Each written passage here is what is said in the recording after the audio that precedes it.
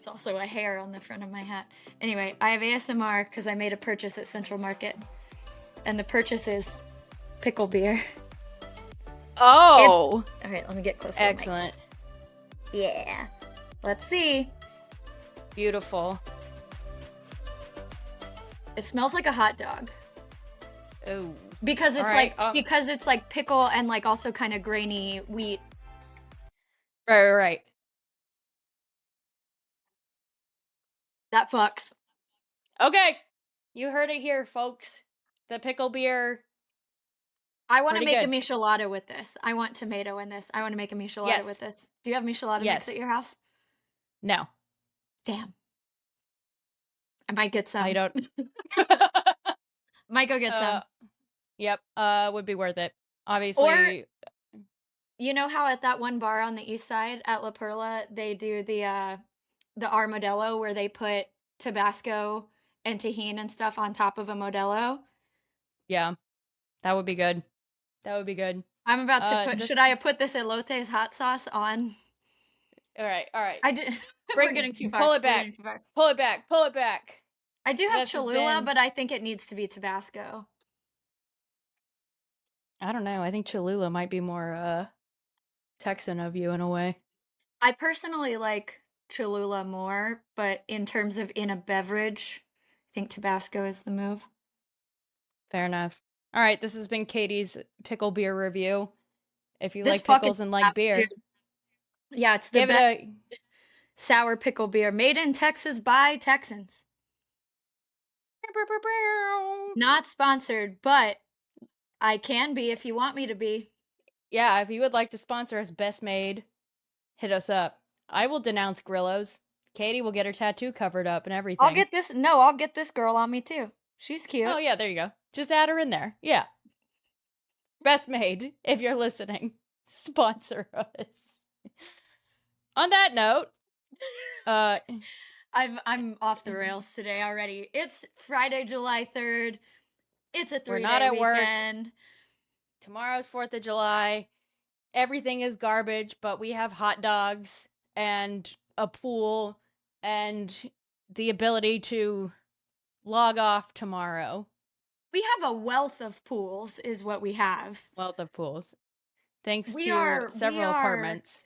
Overrun with pool options. I'm feeling good, if not great. Ooh, yeah. Steak too juicy, lobster too buttery. Yeah. Too many pools. Yeah. But we have returned with Ashley Poston. Shout out to friend of the pod, Lindsay, who let me borrow her copy. Oh my god, my nails match. Kind of. They're more neon, but like the color scheme is the same. We got purple, green. No pinks in there. Yeah. Signed copy. Cute. Thanks, Ashley. But yeah, Ashley Poston is back. And Katie and I have not discussed this at all, but she has told me she has thoughts. I do have thoughts. Yeah. So, I also kind of sped read this. So, everyone, take that with as you, look at me. Do I look like someone who has their life together this week? No. It's fine. We're okay. Katie's back from Italy. The world is righting itself once again. Somebody messaged us that they love every summer when we talk about how we're hot and angry. I'm not hot and angry yet, but I am hot. So the time is upon us. It's coming. Don't worry. I was honestly sort of more hot and angry when I was in Italy than I am now because we have the infrastructure for hot. Italy does not. No. Yeah, shout out to Italy for not having AC. Did Lindsay tell you about our bunk beds? Yes, she did. Okay, I want to tell the very short version of this to the podcast people because the funniest thing that happened on the Italy trip, which if you want to see the bulk of my Italy trip, just go to my Instagram. I posted highlights and also stories and whatever. But the funniest part of the Italy trip was when friend of the pod, friend in real life, Lindsay, and we were basically plus twoing the first part of this trip with our other friend of the pod, friend in real life, Brittany, whose sister was getting married in Italy. So we just tagged along. And so the section of the trip where we were approaching the wedding date, Brittany was like, "You can just stay with me and my family in the Airbnb that we rented." And we were like, "Totally, like we'll take a free place to stay. Like, who are we to look a gift Airbnb in the mouth?" And I'm very much a Yep. person. What? I said, yep. Oh, okay, yep. And I'm very much a person who, as I think most of the people know, because I think I've said it before, I can sleep basically anywhere, especially when I'm traveling. Like, I'm tired enough, I'll sleep where I fall. Um, but we show up in Treviso to this beautiful Airbnb, the most beautiful like vacation rental I have ever seen. Um, or that I've ever like stayed at probably. And we're like going through like okay, big beautiful bedroom with like a queen size bed. Bedroom 2, beautiful, queen size bed. Bedroom 3, beautiful, queen size bed. And Lindsay and I have been told y'all will get the room with the bunk beds. And we're like, totally, we're not family. We're the least important people here. We The room is the size of a large walk-in closet. I actually think it probably is a closet, supposed to be a closet. And the bunk beds are children's sized bunk beds. But we like touch them and they are so rickety that I genuinely don't think that they would hold either the weight of me or Lindsay on the top. But like they are for children. And icing on the cake, this is the only room in the entire rental that does not have air conditioning. Excellent. And I ended up sleeping on the couch, and Lindsay ended up sleeping on the bottom bunk in the non air conditioned closet. You are a trooper. Good job. Braver than the Marines. Yeah, that was the one semi disastrous part of the trip. The actual disastrous part was me missing my flight home. But shout out to British Airways who refunded me like $700. So Hey, not get mad knocked about it down 9 anymore. times. Yep. Get up 10. So we read the new Ashley Poston, which came out while I was gone or as I was leaving. It was in that window. Um, Late normally, June. yeah, yeah. So, while I was gone, normally when I get the advanced copy of an Ashley Poston book, I will read it immediately and then reread it right before we do it for the pod.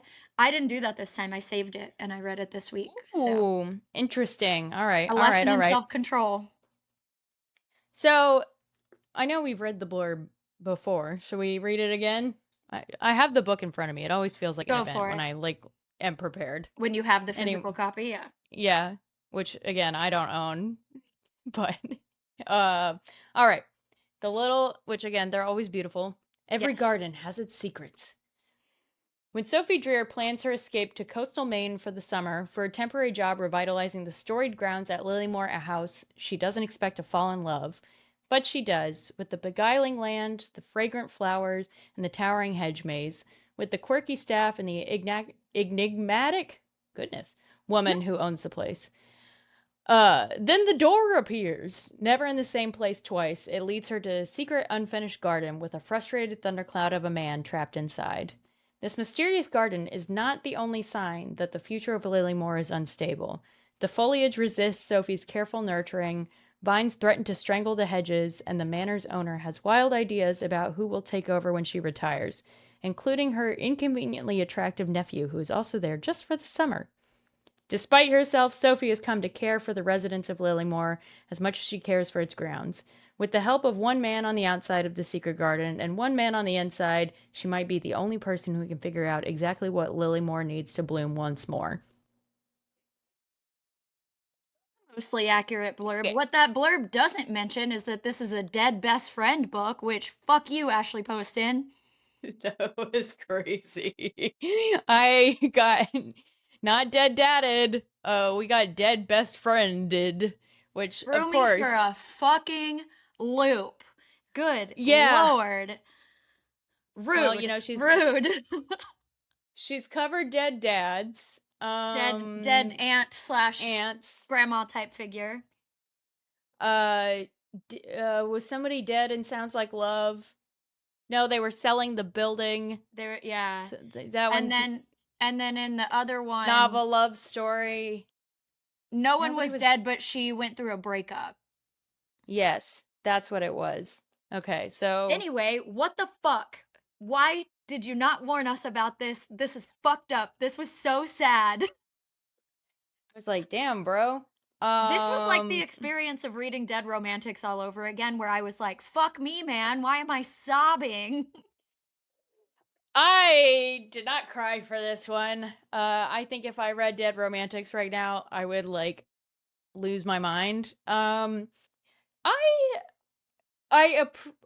yeah. I don't know. I have like some thoughts about it. I like as soon as Harriet like came on the page, I was like, she's gonna die. Yeah. She's gone.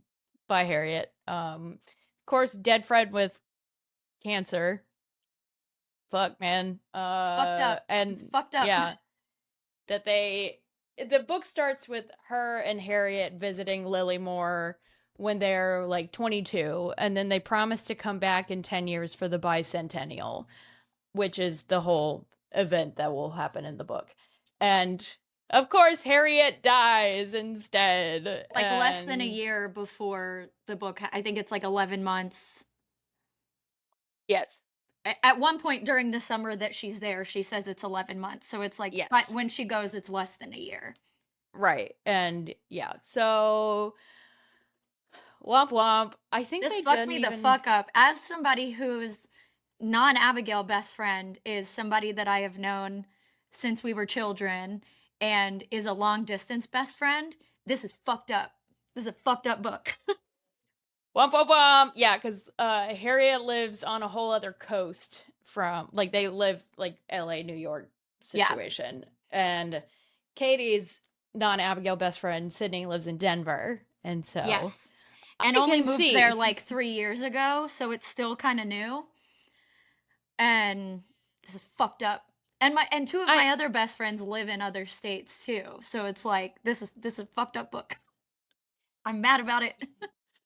I can see how that would be distressing. Yeah. Um my closest equivalent would be Hannah living Right. in Kansas City, which, right now especially fucks me up a little bit. But Hannah is in great health. Yeah. Everyone is fine. No one has cancer. Everyone is fine. Anyway. Yesterday I had like a big spiral of like if Sydney got sick, what would I do? Like obviously I would fly there. Would I move there? Like and I was like, don't do this. Why am I doing this? Why am I talking? What? Bro, No. reel it back, reel it back. No. We don't, one step at a time. One step at a time. We will cross that bridge if it ever appears in front of us. I'm like So, weirdly in my feelings this week. Like I cried about Taylor Swift getting married earlier, so like I don't know. Anyway, Nothing to see here. nothing to see here. Don't look. It's Yeah. fine. I'm legitimately Yeah. fine. I just haven't cried in a while, so I think maybe it's just like bubbling under the surface. Sure. You Yeah. gotta, yeah. Uh, what is it? Open the faucet a little Yeah, bit. yeah, yeah, yeah. Yeah, Yeah. let a little out. Let a little out. Let a little out. So as the people know, Ashley Poston is an auto read for us. We have enjoyed, maybe not loved, but we've enjoyed all of her books that we've read, some more than Yes. others. Um, Yes. but you always get this like Ashley Poston formula. You get beautiful prose, you get incredible scene setting. Like Ashley Poston describes a beautiful like location better than almost any like current like romance writer, I feel like she really immerses you in the environment, in these like especially these like fantastical environment. Like I feel like a garden is a perfect setting for her to just like really play and go nuts. um we get a little bit of magic, some of it more tenuous than others. This one I felt was relatively grounded, felt I did okay about too. it. um, we get eccentric side characters. I will say this cast of eccentric side characters among my favorite in an Ashley Poston. If not my favorite, I think I might. Obviously, Dead Romantics is still the be all end all of Ashley Poston books for me, but I think in Yes. terms of quirky side characters and like found family, this one's this one's a winner for me.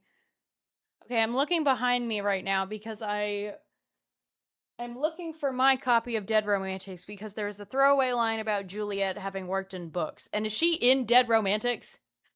Who is I she in Dead I Romantics? don't know. So I've actually been considering rereading Dead Romantics, and this might send me back because there are also several other mentions of Dead Romantics in this book, being that at one point Eula is reading an Ann Nichols book.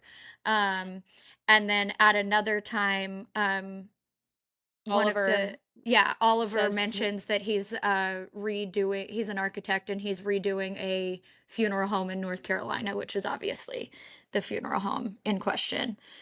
Um, but I did want to look that up about Juliet because also Juliet might have gotten a mention in a novel love story. It might not have been a mention in, because remember we see Benji in a novel love story. right. So I'm wondering, Yes, yeah, maybe even if so. Juliet isn't mentioned by name, I suspect that we're supposed to glean that she's a part of the extended universe. I'm feeling like that meme of Charlie and It's Yeah. Always Sunny, Pepe Sylvia. But another thing I want to say about this book and the knowledge that we have that Ashley is stepping away briefly from writing kind of contemporary adult romance. She's doing a fantasy novel next. Mhm. Which she does. Her roots are in like YA fantasy, and then she started writing adult contemporary romance. Now she's shifting kind of in between. I feel that this book really bookends, for lack of a better word, the universe that was started with Dead Romantics. And this feels like almost a closing of a chapter. Like the two books at either end of this broader universe feel very, these books feel like siblings to me. They feel very spiritually similar, more so than the books in between. And it's interesting. Like I was thinking that while reading it and also holding the knowledge that she's stepping away from contemporary romance for a bit. And I don't know if that was on purpose, but it feels very like this book kind of tied up that whole universe with a little bow Mm. to I me. could see that. Yeah. In some ways, this one felt more spiritually similar to 7 Year Slip in Mhm. that, it's more based around like a physical location, Right. where, as in like Dead Romantics, Benji is a ghost who Yeah. just is able to kind of go wherever. And then but of course, Dead Romantics is a dead dad book, and this is a dead best friend book. Yeah. So The grief I think parts mirrored each other quite a bit for me. right. Yes, I that definitely is spiritually similar in the grieving aspect of it, where there's I think like the magic 8 ball that she has that is Harriet's ashes inside. Incredible. I Uh almost mentioned that to you yesterday when I was at your house, but I wasn't sure if you were there yet, and I yeah, didn't. you would have spoiled it for me, so thank you for not doing that. If I die early, I'm sending magic 8 balls with my ashes in it to all you bitches. I love this. Ooh, I mean, I love it. yeah. It's My dad always said, and we are potentially still working on this, that he wanted his ashes put inside a cuckoo clock that had a realistic version of Yeah. his eye embedded into it. And on the hour would, say one of his catchphrases, which, would be like, keep it cheap or something else. Yeah. Often Head keep on it a cheap. swivel. Head on a swivel. That was a favorite of Joe's. Yeah. Um, yeah, I'm not saying we're not going to do it, but we really need someone to like buy into the vision and can, make a custom cuckoo clock. I think So probably I would like, for my sanity, knowing that I will have to see this cuckoo clock, I don't love the eyeball part. he was really specific about that Oh, though. So okay, okay, unfortunately, okay. that I was gonna ask how much of a non-negotiable it was, because that part, the rest of it I love. That part, it I'm a little unsure about. I think we can take some artistic license with it, but the eye was the thing that made him laugh the most, in that it Yeah, was supposed to like follow you around the room in a way. sure. Um It is the most Joe part of this, and it's probably because it makes because it's uncomfortable that. Right. that he He was so really adamant wanted about it. that part. He wanted it to startle people, I think. That and, he would joke about the smothering pillow, which we ended up not needing. Ah. So, Well, I will say, if you do the eye thing, a great bit is for the rest of your life to tell people that your dad had a glass eye and that is his actual eye. that is a great bit. All Which is what right. All I right. would like. Yeah, I think you have to make some kind of fucked up bit with it if that's the I case. know. Like, I yeah, know. that's I. And then no Yeah, that's about it. what? Was that weird? Like, that's what he wanted. I don't So know. Like, it, he's watching. unfortunately, this is like, yeah, he's watching. Unfortunately, this is like specifically documented. So, like, at some point in my lifetime, I do have to accomplish this. It's Yeah, one of my some version of it. Even if my you dad's can't do dying cuckoo wish. clock, I think you need to do it like the bird clocks. Where it's Yeah. like Yeah. it's a normal clock, but each hour is a different bird, and you get the bird song from that bird. So I think at the It's good. very least you could do that with catchphrases, and like Yeah. each one is a photo of him instead of a photo of a bird. Oh, man, he really gave us really a good pen to work within, I Yeah, think. But he was very adamant that it was a clock and yeah. he wanted his ashes inside. Now I'm thinking about what I want my ashes in, and I feel like it's also got to be weird, but I'm going to think on this. I'm going to think on this. I don't want to say something flippantly. This feels Right. like if I say it out loud, I'm really locking myself into it. So, Yeah, I'm I'm not going to gonna think lock on this. myself into specifically the Magic 8 Ball, but something of that genre I really like that you guys can like use on a daily basis, and it feels Yeah. like you're communing with my spirit. Right. All right. Stay tuned. Watch this space to see what Katie and I decide Yeah. should be done upon our deaths. This podcast really has just become our last will and testament. Look, hey, I have thought about the fact that if, God forbid, something happened to me, but there is an hours of my voice that somebody can go use for whatever purpose. I do And think it would be funny to have like Build-A-Bears of me with different, like each of you get a different Build-A-Bear of me. That way you can dress me up. I think that's cute. that's cute. That's You cute. can each choose Like a what animal you want it to be, if it's a bear, if it's a bunny, like you oh, can whatever represents me best to you, and then you can put me in little outfits. But the non-negotiable is that my ashes are in that little heart that you have to rub and kiss and put in the thing. And then it is my actual voice recorded talking to you. But yeah, it's yeah, not me yeah. saying like I love you so much. It's me saying something insane. Oh, okay. I would not be mad if I locked myself into this, so I am going to say it out loud. Remember that armadillo we have that holds the cans that unfortunately broke when those guys were doing our windows? Where, But your ashes in the Cam, thing that the dillo is holding? Yes. Because yes. when you were talking Uh, about it, I was like, I feel like we need to put you in like a Shiner beer bottle, but it needs to like do something. And that's right. good. I need to source a new armadillo, but Austin's sister a few years ago found this armadillo statue on Facebook Marketplace, and it was like him on his little hind legs, and his arms were empty, and you would put a beer in his arms. It's And it sort of was like the real life equivalent of the Lone yeah. Star armadillo. Yeah. That's what I want. Yeah, you put my ashes in a Shiner bottle and leave him at the Dillo, who I Well, and will that's perfect name. because I've been wanting to get a tattoo of an armadillo holding a Lone Star. So I can be one of those crazy people that's like mix my best friend's ashes in with the tattoo ink or whatever. That is insane to me. I met a woman in my first apartment. My neighbor was this insane woman who had a tattoo of her dog's with her dog's ashes in it. I remember in a Ripley's Believe It or Not book, because no one will be shocked to hear that I was a Ripley's Believe It or Not book collector as a child. Yeah. There was a woman from my hometown of Denton, Texas, featured who would make sweaters out of Oh, you told me your pets, this. like your pet's fur that they had shed or upon their passing. I hope she's doing all right. I I don't hope think I've she's doing talked about well. this on the podcast. One of my reporters before I went on vacation interviewed a woman who cloned her cat. Ah, yes, I saw that story. It is I'm not really gonna comment on it because I am a journalist with integrity, but it is a fascinating read.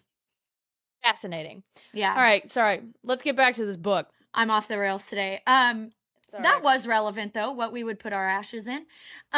So yes, this is a dead best friend book that was unexpected. And I'm actually, in hindsight, quite glad I didn't read it on vacation because that would have fucked me the fuck up. While I was like thousands of miles away from everyone I love, except for Lindsay. Yes. um, so basically, Sophie, our main character, like takes over gardening for Lily Moore to get it ready for the bicentennial. The magical part that she discovers is that there is basically a secret garden that is behind a door that only appears at dusk or sunset and moves locations. And in that secret garden is trapped one of the eccentric garden owner's nephews. She has two nephews, both hot, conveniently. One is her nephew, and one is her dead husband, her late husband's nephew. So she's only related to one by blood.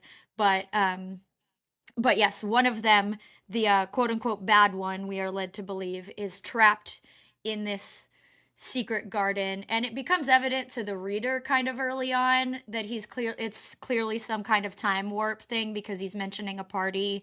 And so as the reader, you're like, okay, this is probably the bicentennial party that's happening in like 2 months, and this is some sort of weird time travel thing. Turns out that's exactly the case.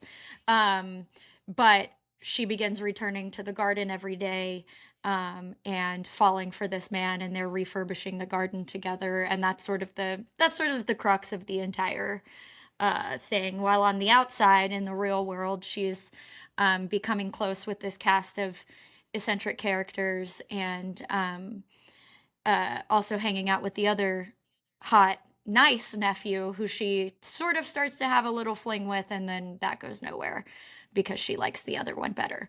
That's the TLDR of Yes. what happened here. But um, it is all enhanced by, again, Ashley Poston's incredible way of writing scenes and scenery. And I could live in this, but you want to live in every Ashley Poston book. I could live in this book. The writing is so beautiful in this book. I loved it. Yes, I agree with you there. There was not, yeah, like not as much plot, which I Mm. guess like I'm thinking back on past Ashley Postins, and not all of them have a ton of plot. They exist mostly on vibes, and that, yes, you want to like live in it. This one Yeah, especially, I think, like, man, I want to go to the coast of Maine real bad now, where yeah, it's not also this one, and what is the Emily Henry one set in Maine with all the friends? Happy Place. happy Happy place. Yeah, Place. Yeah, the Maine tourism board should really thank Ashley Poston and Emily Henry, for because sure. I didn't really care to go to Maine very much until started reading these books. And man, it sounds pretty great. I want a Yeah. lobster roll. I want blueberries. Sounds awesome. So, Oh, and whenever uh they eat the strawberries in the book, I'm like, fuck, I could fuck up a thing of strawberries right now. I spent the extra dollar to get the special strawberries for my breakfast this week. So Nice. I was eating my strawberries while I was reading that scene, actually, which was kind of funny. Cute. At Central Market just now, I spent $15 on heirloom tomatoes because right after we get done doing this, I'm going to make a tomato sandwich that's going to hit so fucking hard. I'll bring you, if I don't use all the tomatoes, I'll bring you a tomato. Thanks, man. Oh, I also bought you a said cantaloupe. to. Oh, excellent. All right, great. All I'll right. bring that over too. For the listeners, now you know our menu for later, and for the Our plan for the rest of the day our plan for is the to rest eat of the tomato day. sandwiches and cantaloupe. Oh, okay. So, let's talk about the romance between Cyrus, called Russ, Yeah, I like and, Russ better than Cyrus for what it's worth. So well, remember when Rachel dated Russ in Friends? Who the the guy that looked just like Ross. Yeah, exactly. But his name was Russ. Yep. Um, yeah. So I this book, it feels so weird to call this book like insta lovey, but it kind of was for me. And Yeah. that They don't within the spend that time much warp. actual time together. No. And so when you get to the kind of end of the book, and I think this is like, we don't say this super often, but I really think this book needed like 50 more pages I of think so them just too. kind of hanging out in the garden together. Like we get some nice snapshots of them like talking and yes, like gardening together cuz Yeah. what else is he doing when he's trapped in this garden? Right. It's not like they Um can go anywhere. right. And he's like, "Well, while you're gone, like I'm going to fix up this garden that my uncle wanted to do and can't do anything else." Right. So we see these nice moments where they're talking about, like, she opens up about Harriet. He talks about his uncle and uh like kind of some of the things that have gone wrong between him and Oliver, and you get like some of these nice conversations. And I will say again, I did like speed read this a little bit, so I don't want that to necessarily affect, but I Right. felt like I literally finished the book and I was like flipping back to a scene of them like in the secret garden, and I was like, we just really didn't get as much of this as I would have thought nor needed based on the way that they're like talking to each other at the end of this. Yeah, what the thing is that they actually do spend a good amount of time together, as we're told, but we don't see that on the page that Right. much.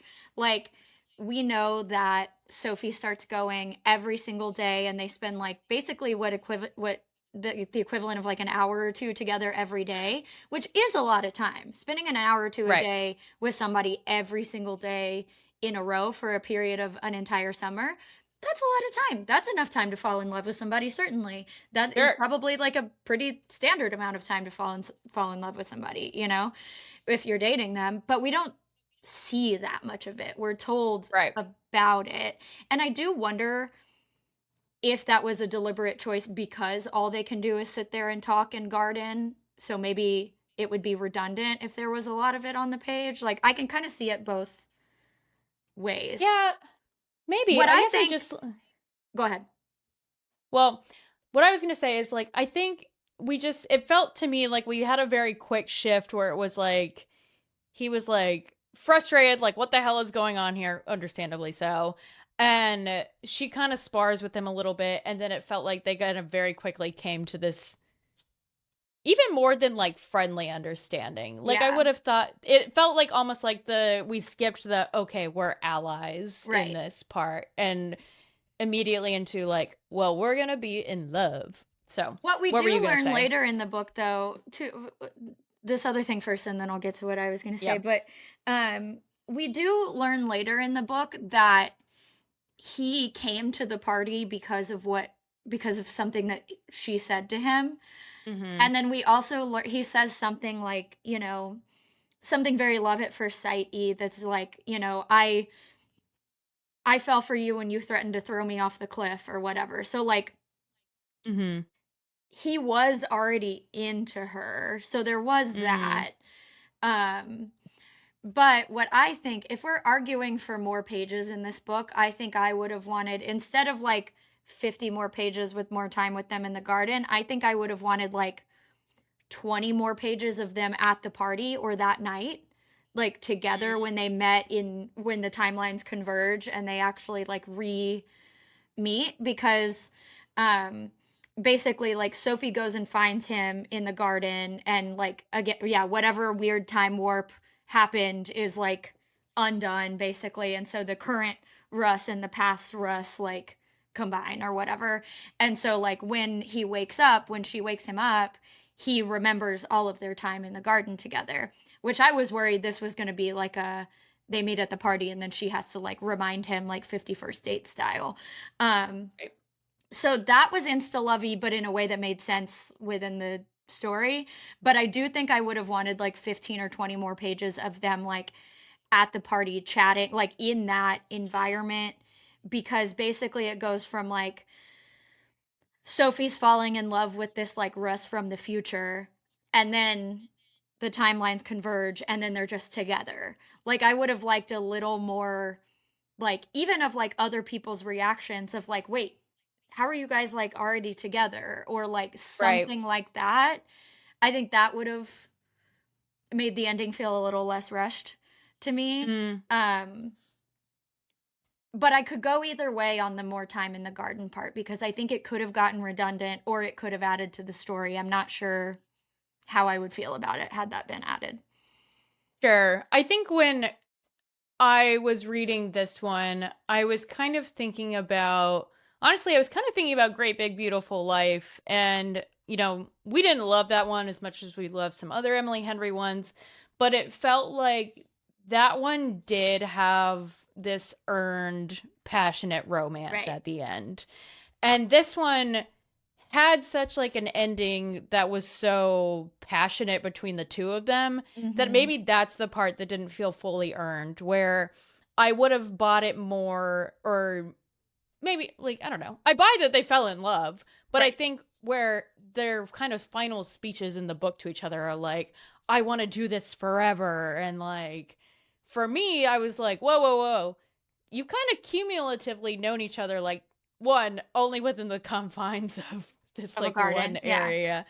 And I it was more of a like a surety in this romance when Sophie is making a big life change and deciding to stay at Lilymore, and this guy hasn't even like quit his job as a lawyer yet. And so it was kind of like I think maybe what I would have wanted was more ambiguity in a way of like knowing that they were obviously going to get their happy ending. Like let's be real, obviously. Yeah, But I like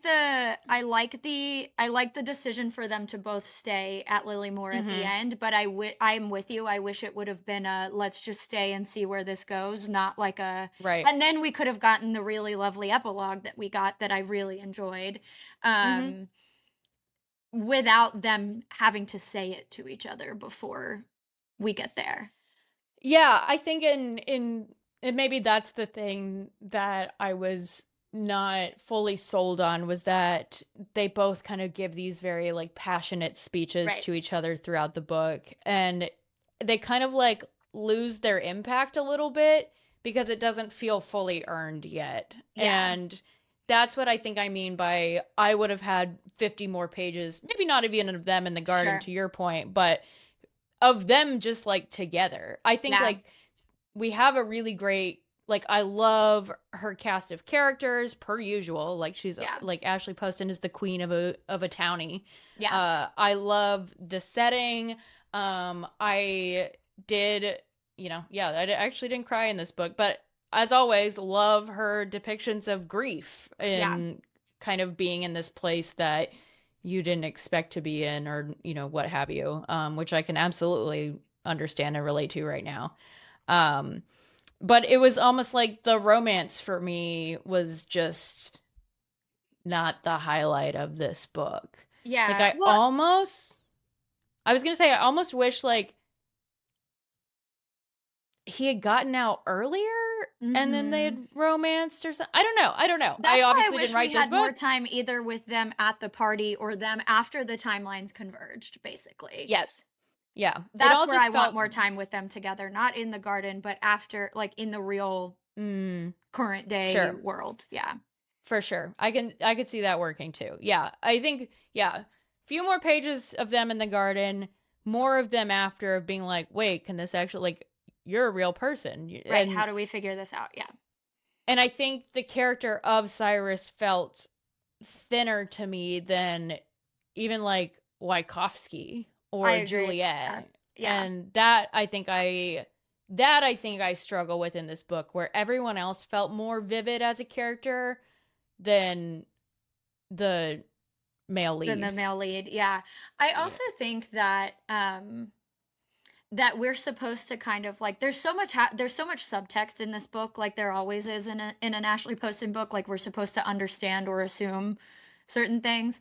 I feel like one of the things that we're supposed to that she tells us a little bit but is more of a subtext is like these are two people who have suffered like an immense loss in their life like Sophie with Harriet and then um, Cyrus with his uncle, and that I think we're supposed to believe that part of the reason that they throw themselves into this, like, yeah, I want to let's be together forever, let's take a chance on each other, is because they've suffered this immense loss, and they're very like, you only live once about it, which is a common theme in a lot of romance novels that deal with grief and loss. But I also feel like maybe telling us that a little more pointedly also would have driven it in a little bit more. Like, even if one of the characters had said, like, yeah, this is crazy, but life is short, let's do it. Like that, even that would have like made it feel a little more earned, I think. Yeah, yeah. I did want to talk about kind of the grief aspect for sure, in Mhm. that one of the things that, and I can see that as, I didn't think about it that way in terms of the subtext, but I mean that is like a real life thing too. It's Right. like you, what is it? She says something like that at some point, like finds like or something like that. I don't know. It Yeah. was kind Yeah, of a yeah, weird yeah. phrase to me, but I know it's not an uncommon one. I just can't Right. remember what it was. Yeah. Where you are drawn to people who understand you in those ways more so. Right. Like Katie and I are so close because we have similar experiences. And then, but also like since my dad has passed, like I connect more and differently with other friends who have lost dads. Right. And um not that you like wish it upon people or anything like that, but there, it's just a different relationship. Completely. Yeah. And yeah, and I think that is a good point, and I didn't really, I either I didn't pick up on it, or maybe that's, if that's what Ashley like intended, like maybe I do wish that had been a little bit more voiced Right. out loud. And I also don't even know if that was the intention. That was just kind of my impression because of how many of these books are sort of like that, of that kind of like YOLO, like life is Mhm, short, like let's just go all in kind of mentality with a lot of these things. for sure. I think the one of the things that really hit me or really felt poignant, relevant, however you want to put it, is when she's visiting Cyrus in the garden at one point. She's like, "You're the one who wants to move forward, and I wish I could be stuck here." And she Yeah. says something either in her inner monologue or to him. I wish I had marked the page. That would have been smart. But where she's like, "As I change, I am a version that Harriet doesn't know." Mhm. And that is something that really very soon after my dad died terrified me. And Harriet and Sophie, they met like when they were freshmen in college, not to, obviously not to detract from what was a very close relationship, but um But it's not like a I lifelong thing. right. It's slightly more recent. It's still long time, but slightly more Mhm. recent. Yes, and they were very much like bonded together, like best of friends, like absolutely. And I remember this moment after my dad died where I had to take off my nail polish, which was like Mhm. nail polish I had done for like ACL. And so it was like bright blue, glittery. And that felt like so terrifying to me because it was like, this is a version of my body that my dad hasn't seen. Mhm.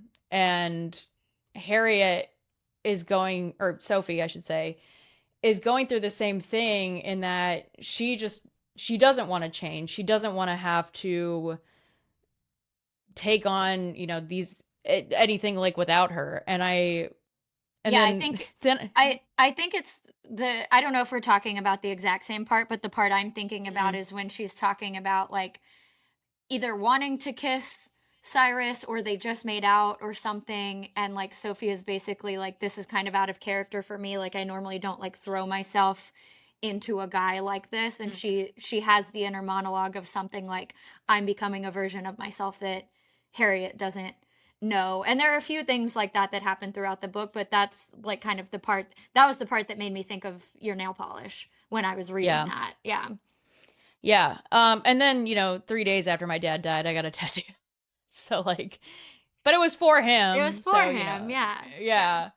But there is stuff like that. Like I've thought about it a lot. Like when my sister got married, I think about it when I think about me and Austin's future together if we have children. And that's obviously anyone who goes through loss will Right. feel some aspect of that. It just depends on how often that person was almost in your life in a way of Right. like, and so And also and the I things think that were important that are important to you and were important to mhm, them, you know?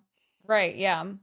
And that change is, you know, terrifying, but like life marches on also. And then toward the end, when she is kind of, I can't remember if kind of like feeling the same way or also just like feeling really heavy, where she's like, well, Harriet deserves to be remembered at like every moment of every day. And like, I keep basically, like, I keep her alive Right. and living my life and talking about her. And because when she's talking to Oliver, she kind of doesn't say anything at all, which is Mhm. like the complete opposite of me, who will tell anyone and everyone, hey, my dad died, but he was really cool.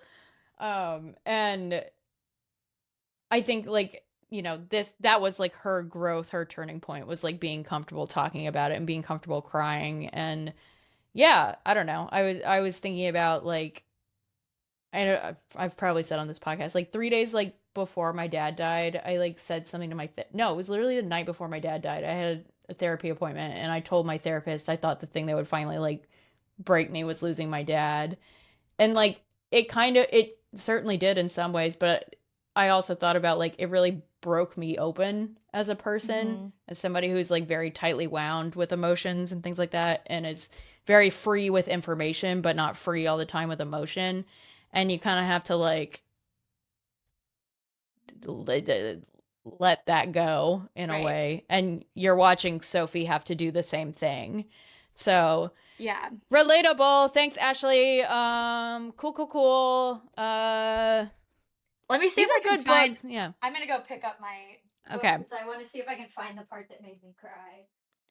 Yeah, I think as Katie's doing that, I'm gonna say I think these books are also weird guides on what to do if you know someone who is grieving in a way, I or at opened it least understand. right to the Damn, page that dude. I was talking about. So it's at the end. Let's see, when was What page is it? 298. Okay. I think it's right after they have sex for the first time. Oh yeah, Yeah, obviously they have sex in the secret garden. obviously. And Yeah. I didn't math it out, but the kiss happens around 50% just based on where I was. Um, but it's at the end of chapter 26 or 36 that she's talking about, um, like she says, I felt alive. This is her like inner monologue. Said I felt alive, and it was good and terrible and wild, changing and growing and becoming again and again as we shucked off our leaves and burrowed our roots and reached for the sky. What a glorious golden thing to be alive. What a wonderful, awful gift it was to leave things behind. I'd lived so much of my life trying to keep moving forward, I forgot to pick up the bits people left behind and add them to the fathomless hole in my chest. In my mad dash to run, I'd packed too light. I forgot to carry them with me. And that was the part. And then she goes on to basically say, like, nothing lasts forever, but that's true of the bad things too, basically. And I really loved this. I really loved the in my mad dash to run, I'd pack too light line. That was really moving to me just on a personal level because it's also something that Phil and I talk about this a lot because he's divorced as well, and we talk very openly about our previous marriages and our previous relationships in general, but specifically our former spouses. And we talk really openly about the good things that those people brought into our lives and the good times that we had with those people. Like we share happy memories of like, yeah, like Phil talks all the time, not all the time, but like he talks very positively about his wedding day and what a fun day it was, even though obviously they aren't together anymore. And I talk really often about like really wonderful vacations that my ex and I went on, or like things that are really important memories to me, and I can't write him out of them, you know? And so when I was reading that, I was thinking a lot about like the type of grief that comes with any sort of loss in your life, whether it's death or a breakup or a friend breakup or moving away from somewhere, whatever. Like you can, it's not bad to necessarily carry those things with you. Like, you don't have to drop them all. Like, you can hold them, and like two things can be true at once, and like people can leave things. Just because you're not, that person isn't in your life anymore, doesn't mean you have to like drop all of the stuff that they left behind. I don't know. I found that Yeah. metaphor really nice about like, forgetting to carry, like remembering to carry things with you, both good things and bad things. And that was the part that made me cry, just because it was, for one thing, really beautifully written, but also just like I had never it's something that I think about a lot, but I had never really seen it presented that way, and I found that really moving.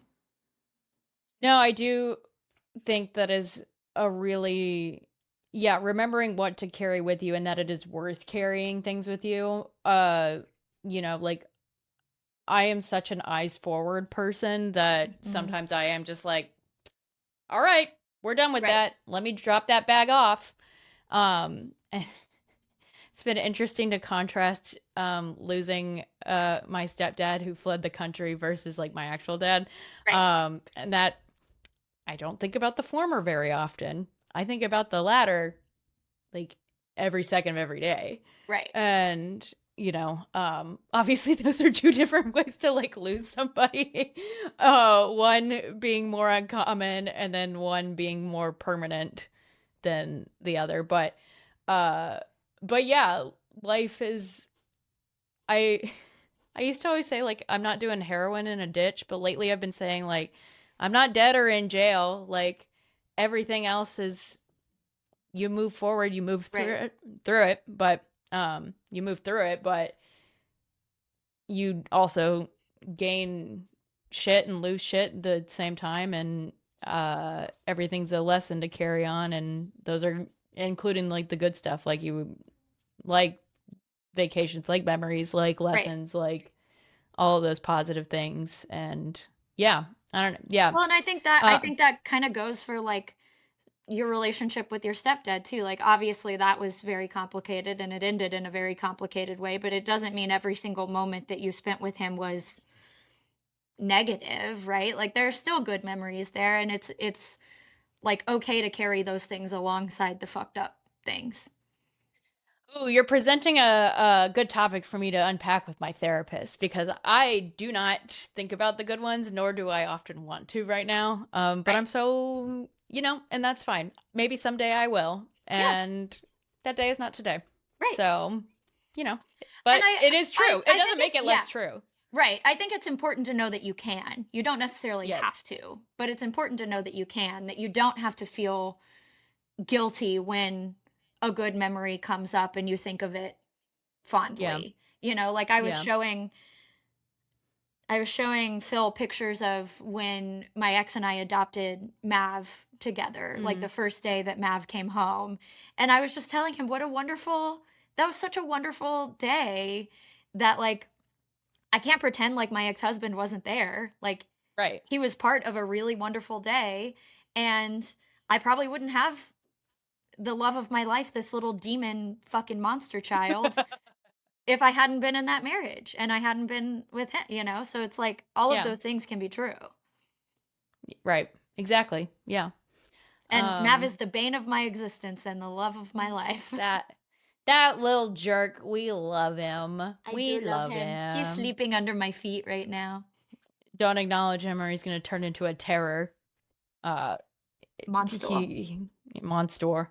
I was looking at the discussion questions earlier. Mm. Um Oh, I haven't and looked at them. if you want to rip your heart out, the discussion questions at the end of an Ashley Poston book are a good way to do it. Fucking Um honestly. oh, one thing I would be remiss to not mention or whatever. It's hot goose summer. We had a goose in here, We and then did we got have a wild goose. goose. Then we got wild goose chase coming up. Hot goose summer. Hot goose summer. I So fucking hate geese. Just saying. I I loved Damn It, and the Yes. goose's name is Damn It. I loved that there was a chaotic goose.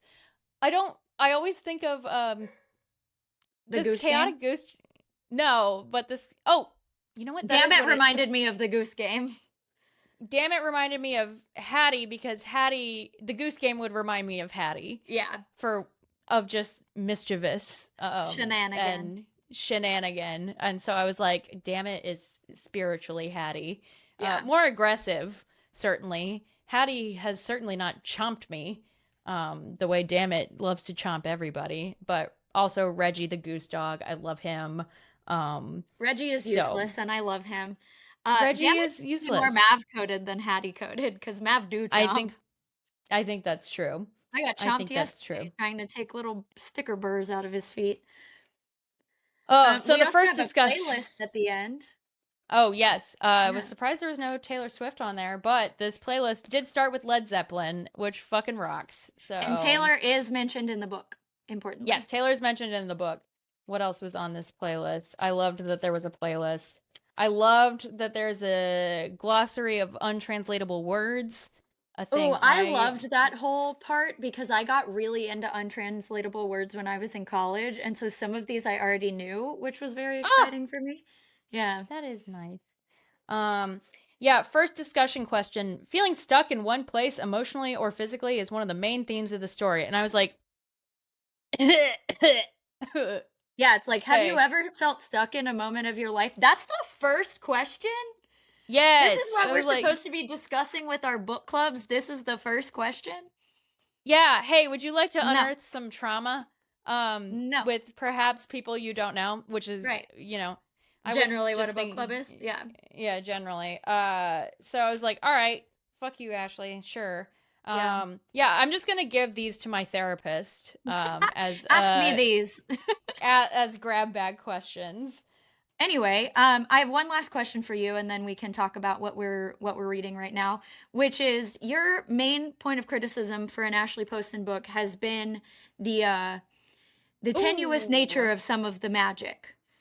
You had an issue with the apartment and 7 Year Slip, which was quite confusing. Yeah. And then I think it was a novel love story that you also were a little unsure about. Mine Where does this wasn't how does this one stack yeah. up? I'll say novel love story, not so much the magic itself, but what was her name? Danielle, Daphne? God, I don't Mm-hmm. remember. Daphne? Something? Daphne's Emily Henry. I don't remember her name. Uh I don't either. Anyway, my problem with her was, girl, ask more questions. Yes. She just yeah, that sounds like love. It wasn't my favorite use of magic either. This one worked for me. This one Airtight. worked. Yeah. Yeah, this one was It was pretty good. The explained just enough. I really liked how at one point they were like, "Oh, so the door only appears at sunset." And I was like, "Thank you for saying that." Yes, I appreciated that. I was like, thank you. All right. I think toward the end, which again, I'm going to fault myself for this because I was speed reading a little bit. Toward the end, when she finds the actual door, I was like, why is it in a wall? And then I'm like, oh, well, they walled it up. Right. Okay. So And that was I'm why she still couldn't find it. Yeah. I'm still a little confused on how he got in there, I guess. I whatever. Yeah, It's and not I think bothering me that's that part of the much. thing that we're supposed to like leave to our imagination because we also get that flashback, like another time warp scene that's like semi a flashback of when Harriet and Sophie were in the garden together Mhm. and like Harriet goes wandering and we're supposed to believe that she found some similar sort of time warp because then she communicates with future Sophie. So there must be some sort of like wandering aspect of like you can just come across these Yes. little So, breaks yeah. in time, which sure. That's enough for me. I'm fine with it. Yeah, funnily enough, again, the only thing that I feel like I that could be improved was the romance Yeah. of it all. Yeah. I really loved the atmosphere. I loved the side characters. I loved the friendships in these books. I think it's always really nice to see.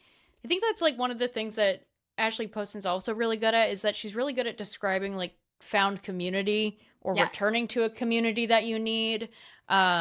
Whether it was in Dead Romantics or in this one where it's creating new community that you Right. need. And I think she's Similarly in a really good novel at love that. story, like the townies there in that. Mhm. Yeah. Yes.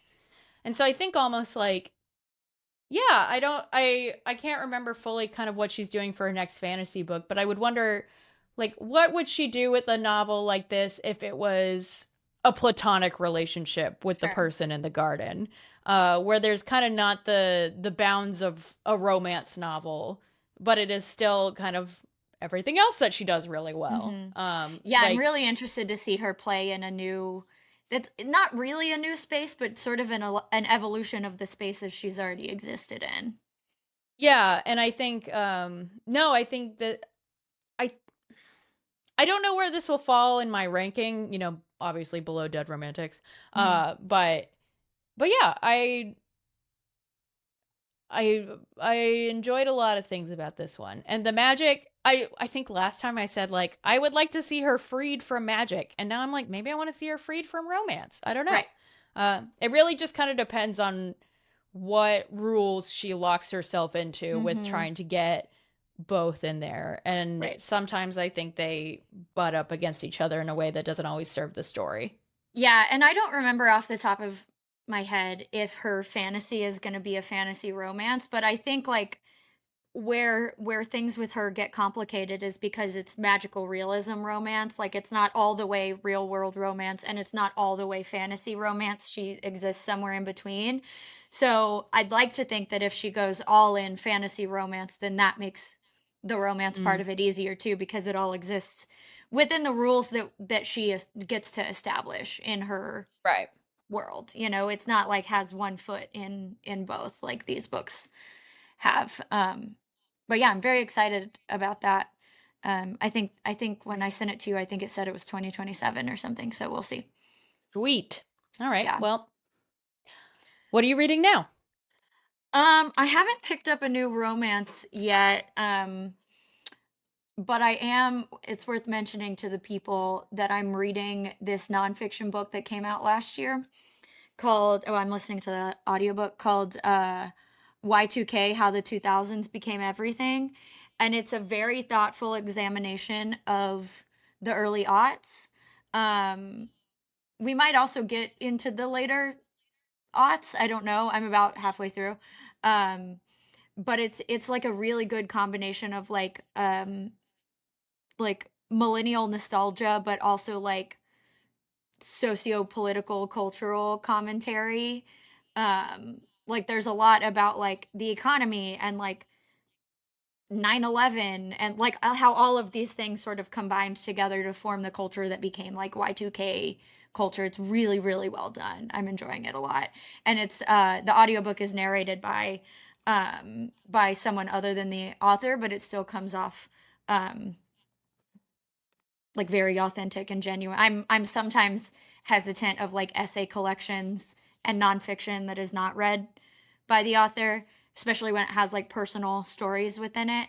But this Sure. one works for me. I, I, it feels very Chuck Klosterman esque to me, um, and like also kind of Gia Tolentino if she were a little less cerebral. Sure. So, I'm really really enjoying it. Nice. Okay. Yeah.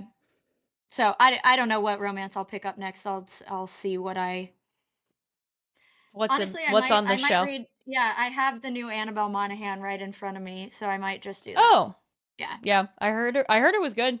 Yeah. So, It did get I spilled water on it at the pool. well, that's what paperbacks are for. And I haven't even started reading it. It was just in my bag, but yeah, Womp womp. whatever. Oh well. Anyway, what about you? Well, I finished this morning. But I did 10 years too late, whatever, listened to mostly Educated by Tara Westover, So and good. oh, so good. The what spurred this is I somebody on TikTok was like, "Yeah, I was friends with this girl in like my like uh PhD program, and she was talking about how she had written a memoir, and I kept being like, or like caught up with her later, and she told me she had written a memoir, and I was like, oh, I'm gonna buy your book. Don't worry, I'm gonna buy your book. And then it ended up being Educated, like the biggest book of 2018. Casual. Don't know, Yeah. yeah, don't know if that guy was telling the truth, but I was like, oh wait, I literally have that on my shelf. And I have a stupid amount of Audible credits. And so I was doing a lot of driving the past couple weeks. I went to Houston and then I went to my dad's house. And so I listened to the audiobook, narrated by Julia Whalen, friend of our lives, and whoa, what a ride. That book is so good. So many head injuries. Yeah. I think about that book Um, that is one of those books that I read fully a decade ago, whatever, when it came out, and I still think about it all the time. I understand why it was, the biggest memoir of like the 2010s. Yeah. And in, yeah, just I don't even really know what to say about it. I have so many feelings about it, and just was a good memoir that I could not put down, and also really enjoyed via audiobook too. So I think that's what I'm gonna, spend my Audible credits on, is like audio memoirs. You should get this one. I was just thinking that because I think it's like treating it like a long podcast, obviously. And so, yeah, so I think that feels a little bit more accessible versus doing like fiction audiobooks for me, because I'm somebody who likes to like flip back and forth, Yeah. and a memoir is a little bit different. Man, that book is so sad and hopeful and inspiring and frustrating and all the things. And I'm still thinking about it for sure. So, The other but the other audiobook nonfiction rec that I will give to you is the one I've been trying to get you to read this for years, but How the Word is Passed by Clint Smith, the book about slavery, when he went around to the different plantations and things like that, and he narrates it himself, and he's like a poet too. So his speaking and diction is like very like intoxicating to listen to, and also this book is fucking bananas. So okay, I'm gonna download that today. I also am finally, I think I will go ahead and download A Kitchen Confidential, because I miss Anthony Bourdain a lot right now. yeah. And yeah, I don't know. I went on like a sad Instagram story journey like last week, where I was like, "Aw, like, man, how rich my life is by being around people who are in hospitality, and how much I've learned just being adjacent to it, and what a cool thing." Really. And thank the people who make your fancy dinners. Basically, there's a lot of blood, sweat, and tears, And make and your not fancy sometimes, dinners. and all of your dinners. But Mhm. yeah, there is wonderful people behind those things, and sometimes even 8-year-old Abigail's putting cherry tomatoes on salads because their dad took them to work. So, Child yeah. labor. Child labor. That was certainly not legal. That's fine. Sweatshop labor made your salad. But next, for the podcast, we are reading a first-time author on this podcast. Obviously not a first-time author as a person, but Tia Williams, The Missed Connection. I can't wait. I'm excited. I'm excited Y'all for know this I'm one. a Tia Williams stan. I'm a Tia Williams head. I am ready for it. I'm excited for this one. We read the blurb on our like summer reads episode, so I won't necessarily do it again. It has 4.2 on Amazon, 3.7 on Goodreads. I think it's gonna be a fun time. It's gonna be good. So I have never not anyway. enjoyed a Tia Williams book. Ooh, excellent review. It's Yeah. gonna be great. It's So, not she's not like it's not ever like so far where I'm like she's my favorite. I die for her like I do Ashley, Sarah, Emily, etc. But she's up there for me. awesome. Yeah. I'm excited. And then after that, I'm pretty sure it's Wild Goose Chase Summer. It is indeed. So, It is I'm indeed. so excited. I'm so excited. So, yeah. We hope you all have a wonderful and safe 4th of July. Eat a hot dog for us. We will eat many hot dogs for y'all. I'm going to drink 25 of these pickle beers this weekend. And, yeah. What else? Hug an anxious dog. Hug an anxious hope you're dog. I hope you're in a body of water somewhere. Wear sunscreen. Don't handle fireworks while drunk. All that good stuff. So, PSA. we'll be here in 2 weeks again. Yep. See y'all.